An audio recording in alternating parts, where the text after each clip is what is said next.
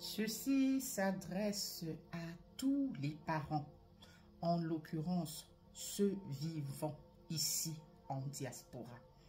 Chers parents, mettez l'argent de côté pour vos enfants. Commencez à leur faire une épargne quand ils sont encore petits. À mettre l'argent de côté tout le temps, jusqu'à leur indépendance. Donc, jusqu'à ce qu'ils ne soient plus dépendants de vous. Cet argent les aidera à prendre leur envol une fois qu'ils auront quitté le cocon familial. Oui, j'ai dit, ceci s'adresse en l'occurrence à ceux vivant ici en diaspora. Pourquoi? Parce qu'il y a cet argent des enfants que l'on vire tous les mois. Je crois que c'est un peu partout, c'est presque partout dans tous les pays.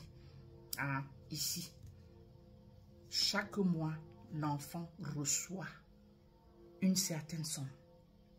Cet argent, c'est pour les besoins de l'enfant, pour les inscrire dans les activités.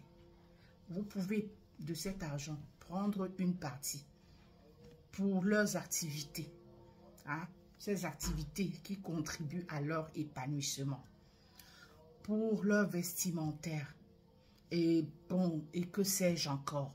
Je ne vais pas dire nutrition, parce que bon, si vous travaillez, c'est bien entendu aussi pour ravitailler la maison, d'accord? Donc, sur cet argent, une partie pour leurs activités et autres, et une autre partie, vous mettez tout le temps un peu sur le côté, oui, et de cette autre partie épargnée là, peut-être les vacances, vous sortez un peu là pour leur acheter leur ticket. Ça, c'est même trop dire. Parce que si vous travaillez, c'est aussi pour vos enfants que vous travaillez. C'est pour leur apporter cet épanouissement, tout ce dont ils ont besoin. Donc, une partie de cet argent-là, pour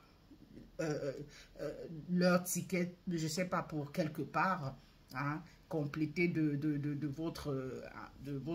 votre salaire, et une partie que vous bloquez quelque part, tout doucement, Plus tard, quand ils auront, je ne sais quel âge, 20 ans, quand ils auront fini avec leurs études, cet argent permettra à l'enfant, vous lui montrerez cet argent, ce sera à lui de décider où ça va l'aider pour l'achat d'un véhicule, donc, ou alors, même si ça ne suffit pas pour l'achat d'un véhicule, au moins il aura une partie, ou alors le capital pour sa maison, ou alors ainsi de suite, ou alors que sais-je encore. Donc ça dépendra de l'enfant.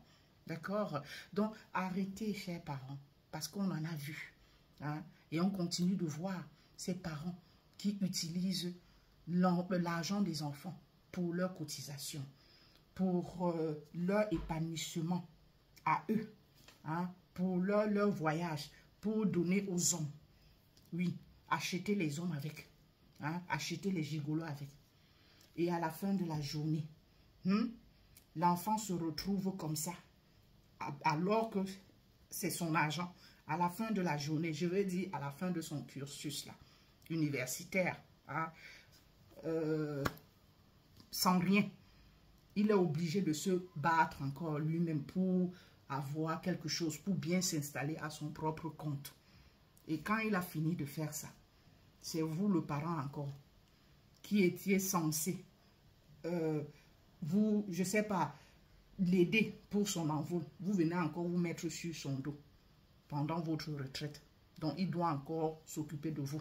Alors que pendant le temps que vous travaillez, vous avez passé le temps à utiliser non seulement votre salaire pour vos besoins, mais aussi son argent pour vos besoins.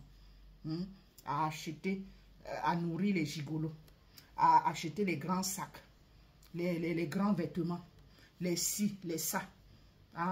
Au lieu de mettre ne serait-ce qu'un peu de côté pour ces enfants-là. Donc, à la fin, la retraite là, où vous avez cotisé, où vous avez suffisamment cotisé, ça a suffi, ça n'a pas suffi.